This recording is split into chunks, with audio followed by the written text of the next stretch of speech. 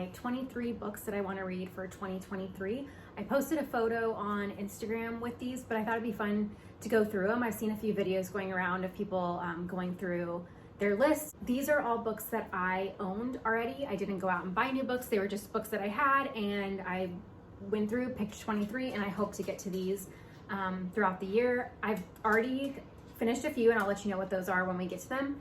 But I'm very much a mood reader, so I'm hoping that I will at some point in the year be in the mood to read one of these.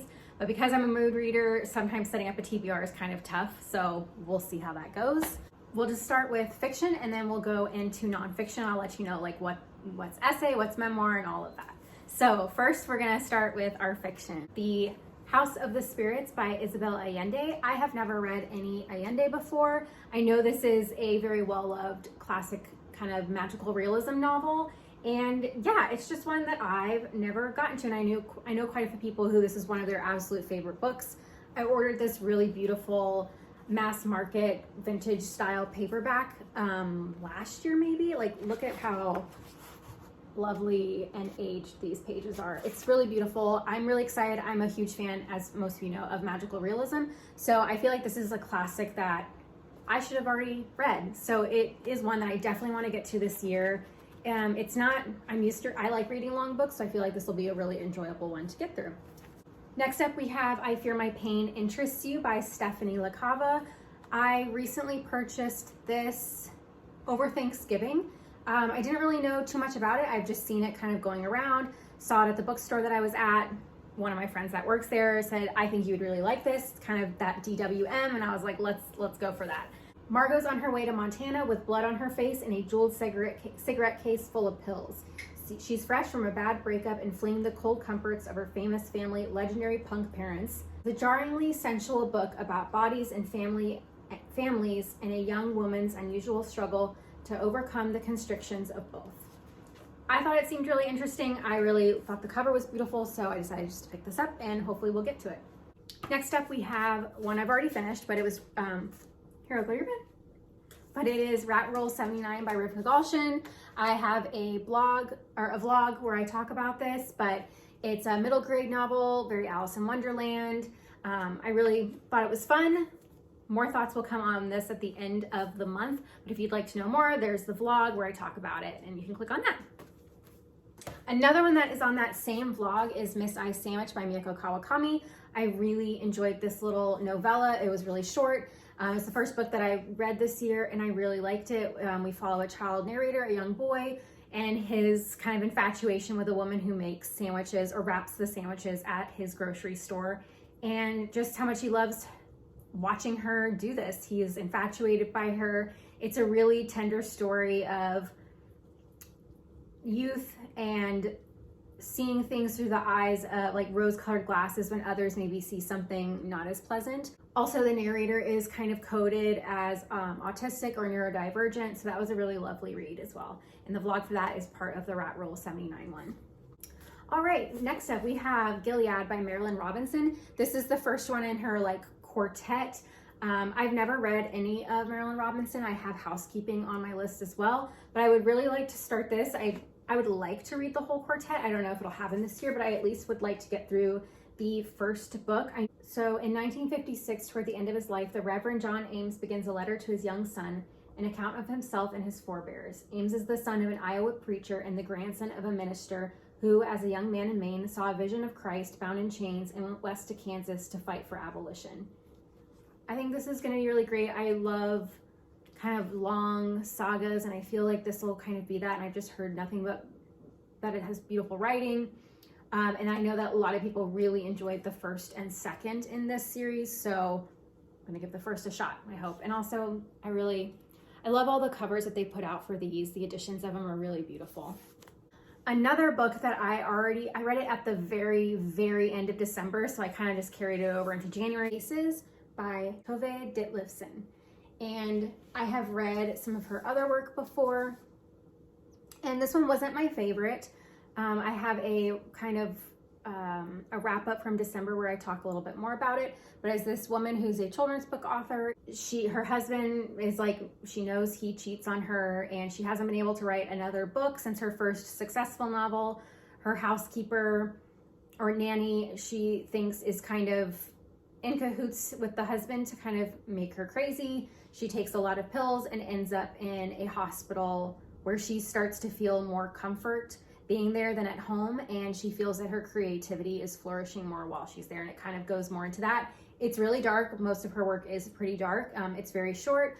I liked it. It wasn't my favorite, but it was an enjoyable read. If you, I think I said in the other video that if you really liked the third part dependency of her memoir, The Copenhagen Trilogy, then I think that you would really enjoy this one. Next up, Claire-Louise Bennett, check out 19. I read Pond. There's a vlog for that as well. That was my first vlog. Pond was a reread, and while I still wasn't clicking with it, I'm really hopeful for checkout 19. I know that it is like a love letter to novels, books, writing. There's a lot of references to books and writers that I really love. And so yeah, very excited about this one. We have 7 Empty Houses by Samanta Schweblin.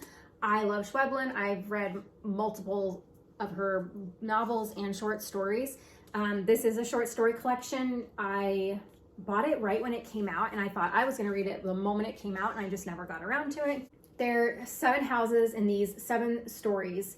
A person is missing, or a truth, or memories. Some rooms are enticing, some unmoored, others empty. There's twists and turns that will unnerve and surprise you, and you all know that I love a book where the space or a home or any sort of building is its own character. And this seems like every story has that kind of quality to it of a space being its own character. So I'm very excited for this one. I feel like I don't need to say that I'm excited for all these every single time I end it, because obviously I am very excited for all of these. I put them on a list for a reason. Next up, we have Painting Time by Maylis de Kerangal. This is an arc that I've had for quite a while. I don't know too much about this, except that it's a coming of age novel exploring the apprenticeship of a young female painter who eventually becomes skilled in the trompe-l'oeil technique, the highest level of professional art, forgery, and reproduction. You all know I love an art-centered book, and I'm thinking of doing like a themed vlog with art-centered novels, fiction and nonfiction. I think this will be on there. Remember Julie from Lynn and Librarian? I think it was the end of her reading for 2021. I think this was like a favorite book of hers, and I decided I needed to just get it read this year because it's been sitting on my shelf probably since 2021. All right, a booktube favorite that I have never read. The only book by this author that I have read is Second Place, and it is outlined by Rachel Cusk. I would love to get through the entire outline trilogy this summer, maybe doing like one a month. May, June, July, or June, July, August. Summer is very long here, so I can do it either way. But I feel like I don't need to say what this is about. I feel like most people already know. Plotless, very like atmospheric, and it's Rachel Cusk. And I really liked Second Place, so I am very excited to get to this one. There is another Cusk on my list for this year, but yeah, I'm actually thinking of doing a vlog where I read this and the first 2 books from the Neapolitan Quartet as a reread for like a kind of jump into summer. And I really just want to revisit those books. And I've been waiting for the right time to read this. And I know it's this year, and I want it to be the summer when I read it. So outline Rachel Cusk. Next up, In an Absent Dream by Seanan McGuire. This is the 4th book in the Wayward Children series. I've read the first 3. I really enjoyed it. The first one and the second are my favorite. The third was okay. It was a little more whimsical than I typically like. These novels follow kind of young adults, like teenagers that enter through doorways going to different lands, and eventually they are kicked out, and they all end up going to this home for children who have gone somewhere, a mystical world, come back, and they don't know how to reintegrate into society. So they go into this home, and they're all waiting for their doors to just reappear. And every novella follows a different character. We go forward in time, we go backward in time. They're really great. I love them. They're really short. You can read them in 1 or 2 days. And yeah, I breezed through 2 at the very end of the year after reading the first one last year. And I immediately bought the 4th. And I'm like, I just want to get through the whole series this year. I hope I can. There's like 8 or 9 books in this series. I want to say there's probably going to be 10 to 12 at the end of it. And I know that I forgot what number came out on Tuesday of this week, so there's already another one out. I don't want to say anything more about what these are about, or specifically this one, because I worry it'll give things away, but it's a really, really enjoyable fantasy novel with a little bit more of adult themes, and yeah, they're really, really enjoyable. If you want like a quick fantasy portal story kind of story. This is my one graphic novel that I have on my list. I used to read a lot of graphic novels and I really love them. It's just something I haven't really dabbled in very much recently, but one graphic novelist that I really love is Tillie Walden. And this is on a Sunbeam. I'm just gonna open it to random pages.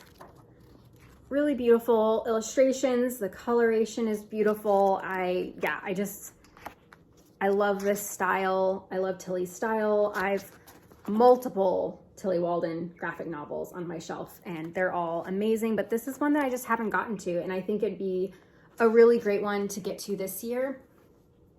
I also have a Tillie Walden print. I don't know if you can I'm afraid to move my camera because I've got it really, but yeah, I have a Tillie Walden print over there. I love it. Hopefully I feel like I messed that up. A restoration crew travels to the deepest reaches of space, rebuilding beautiful, broken structures to piece the past together. Kind of has an archaeological kind of feel to it. 2 girls meet in boarding school and fall deeply in love, only to learn the pain of loss. I think this sounds great.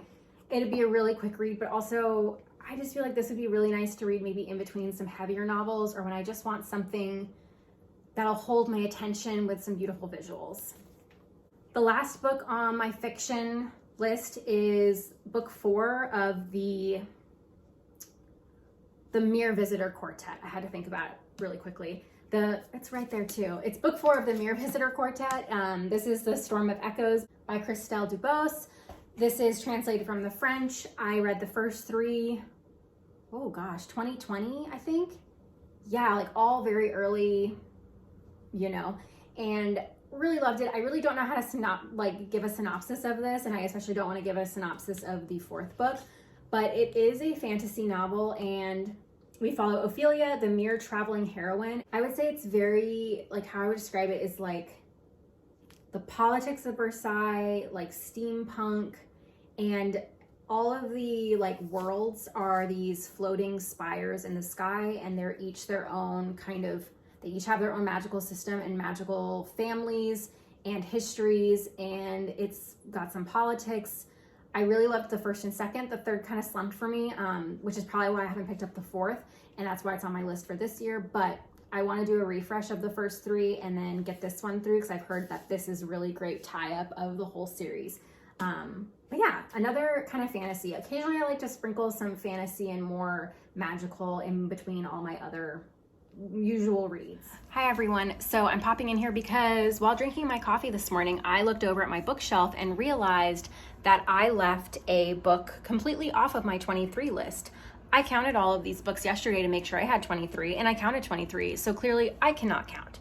Is How We Are Translated by Jessica Gaitan Johannesson. I'm gonna read a little blurb of what it is, but Swedish immigrant Kristen won't talk about the project growing inside her. Her Brazilian-born Scottish boyfriend Kieran won't speak English at all. He is trying to immerse himself in a Swedish language bath to prepare for their future, whatever that means. Their Edinburgh flat is starting to feel very small. As this young couple is forced to confront the thing that they are both avoiding, they must reckon with the bigger questions of the world outside and their places in it. There you go. Back to the rest of this video, and I will do better next time in collecting my books and making sure that I count properly. Thanks. Bye. Okay, next up is my nonfiction stack. Starting with an essay collection that I bought over Thanksgiving, kind of on a whim. Someone recommended it to me, and I was like, yeah, that sounds good. Let's read that. Ordinary Wonder Tales by Emily Urquhart. These are, Emily Urquhart's written quite a few other books, one specifically on creativity and watching her father, who is an artist her whole life, and when he entered his 80s was still being really prolific and creating every day. And it's kind of asking the question of does creativity age? Can you age out of creativity? And I actually am going to order that book because I haven't read it and I really, really want to read it. But this is, I don't really know how to describe. Essays are kind of hard to describe. So the term fairy tale isn't something that really sticks with her. She prefers the term wonder tale, which is an Irish origin. So in this startlingly original essay collection, Urquhart reveals the truths that underlie our imaginations, what we see in our heads when we read, how the sight of a ghost can heal, how the entrance to the underworld can be glimpsed in an oil painting or a winter storm, or the onset of a loved one's dementia. In essays on death and dying, pregnancy and prenatal genetics, radioactivity, chimeras, cottagers, and plague, Ordinary Wonder Tales reveals the essential truth. If you let yourself look closely, there is magic in the everyday. And I just thought it sounded really, really good. And kind of included a lot of themes that I really love reading about. The content, so you can see what each of the individual kind of chapters are on. I think a lot of people would find this really, really interesting and a really interesting essay collection. So take a look at that. Also, each chapter starts with like a little illustration. It's just a really, really lovely essay collection. And I was like, I want to get that. And then I'm like, well, I should probably get to it this year so I don't just put it off and keep having it sit on my shelf. Lost and Found by Catherine Schultz. This was on my list last year, and I recently got my hands on the paperback version of it. But it is a memoir of, I believe, Schultz losing her father and the grief that she goes through with that. Explores how disappearance and discovery shapes us all. On average, we each lose 200,000 objects over our lifetime. And she is working on the relationship between those everyday losses and our most devastating ones. Memoir, part guidebook to sustaining wonder and gratitude even in the face of loss and grief. So when I saw that it was about not only losing a parent, but also about objects and how we lose objects and how that ties into losing people we love and family, I knew this was a memoir I'd really, really want to read, and I've seen nothing but positive things about it. I think it ended up on a ton of end of the year lists as well. So excited to get to this. All right, I have the 2022 Best American Food Writing, edited by Sola El-Wayley. Sola was on Bon Appetit for a really long time, left, and now she's just killing it on her own. And if you haven't watched The Big Brunch, which I think is on, I want to say is on HBO Max, I don't know, but you should definitely watch that reality food show. It is one of the best reality food shows I've ever watched. It is up there with Great British Bake Off and its wholesomeness, and I cried many, many times while watching it. But this is this year's Best American Food Writing, so it's just various essays. Excited about this. I feel like I can dip in and out of this. I can pick different writers who I'm really interested in reading from, or I can sit and read the whole thing. Funny Weather by Olivia Lang. This has been going around all over the place, and I immediately had to buy it. There's a profile of Georgia O'Keeffe, and that kind of was my selling point, in Freddie Mercury as well. And yeah, I love anything that's just writing about art and culture, and yeah, I mean, it's art in an emergency, so I was like, let's just do it. Let's get it. I've seen nothing but positive things about it. There's not much else to say. The next one is a memoir, Giving Up the Ghost by Hilary Mantel. Hilary Mantel wrote the Wolf Hall trilogy. She recently, I think it's a trilogy, and she recently passed away, and I haven't read any of her writing before, but upon reading articles after her passing, I saw that she had written this memoir about her experiences with endometriosis at 19. And as someone who struggles with that, I was like, how have I not ever seen this book? How has it never been on my radar, considering I'm on all these different things about endometriosis, and I read from people who have this condition as well. It's just her experience with that, all the surgeries, wanting children, finding out she couldn't have children because of it. And yeah, I thought it just seemed like a memoir that I just needed to read, and I've kind of had an interest in the Wolf Hall trilogy, but I don't know if I'll ever get to it just because it seems really, really intimidating. But yeah, Giving Up the Ghost. Next, Rachel Cusk, which I think I'm gonna get to this next month because I just have an itch. I thought I'd save it for the summer, but I don't know if I can do it. It's The Last Supper by Rachel Cusk. Again, another one going all over the internet. Immediately was like, I just need to have this. It's about her taking her family for 3 months to live in Italy, and it's just a memoir. It's kind of a travel memoir. It's a memoir, and there's tons and tons of art interwoven into it, and that's just my cup of tea. And yeah, like there's art, there's images throughout, connecting back to the writing. And yeah, this is like a travel memoir, art memoir. I really don't care what it is, but I'm gonna read it because it seems like it has everything that I really love, and I really do enjoy Cusk writing. And I'm, out of every writer this year, I think I'm the most excited to read Cusk. I know she's like a BookTube favorite, and there's a reason for that, and I wanna know why more and read more of her work. Okay, we have another novel on endometriosis. This one is a memoir by Emma Bolden, The Tiger in the Cage, a memoir of a body in crisis. Someone I used to work with at the bookstore gave this to me. It's an ARC. It's just a stunning cover as well. It's from Soft Skull. They do awesome art. But I don't know too much about this. I know that it has to do with growing up in Catholic school and having like these unknown chronic pains that coincided with her menstrual cycle, and like her journey through misogynistic Western medicine, and like just her experience with endometriosis and that journey. And I really love memoirs, but especially when it's a memoir. Like, I love memoirs where it's something I don't know about. It's not an experience that I've ever had or understand, but the memoirs where I have had this experience, or I can relate to the experience, it's not the same in any way. There's just something really great about seeing. It's like a validating kind of experience. While they're different, you still feel like someone else unfortunately is dealing with this, and I can relate, and also know that what I'm feeling is not just me feeling it and thinking I'm making it up, or being told I'm making it up. So yeah, I have 2 memoirs this year that I want to get to that are on the subject of endometriosis. I just realized I put a fiction book. Wait, did I? Yes, I put a fiction book in my stack of nonfiction, and I know this is fiction, but I think when I was sorting them all really quickly, I must have. So this is The Body Where I Was Born by Guadalupe Nettle. I love Guadalupe Nettle's writing. I read her most recent novel, Stillborn, really enjoyed it. And then I also actually have it here. This is one of my favorite books of all time. Probably should do a reread, but it is After the Winter. If you want a cemetery as character and a love story that's not a love story, this book is killer. I'm not going to talk about it more, but it's really good. So it is fiction.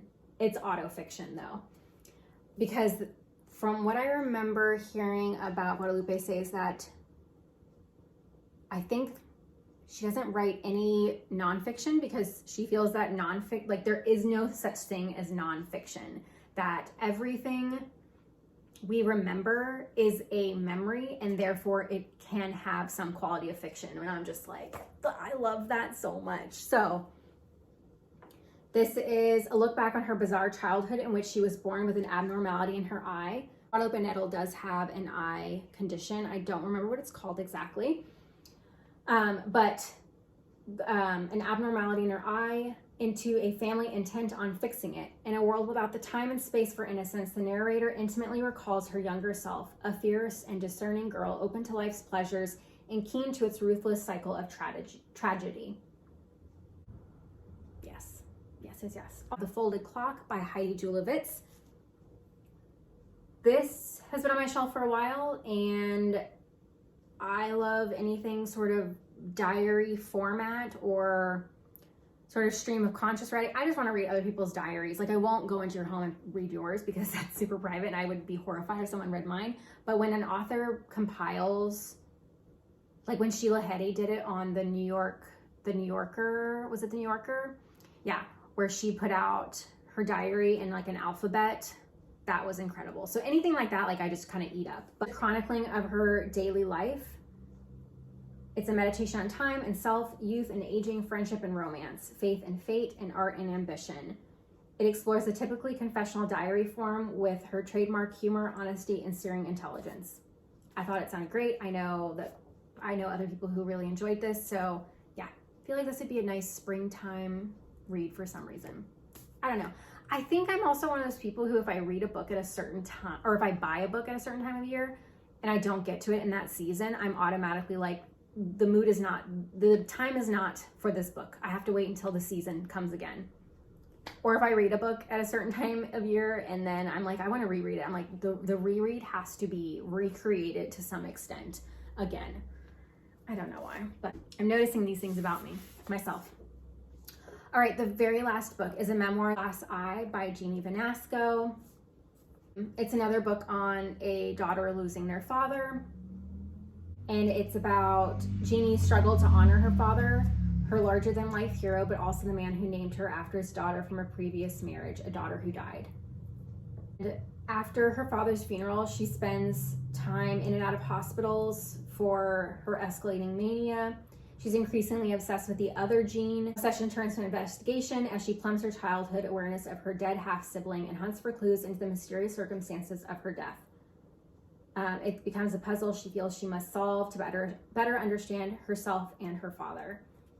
Yeah, I picked this up and I just thought it seemed really, really great. It's been on my shelf and I want to get to it this year.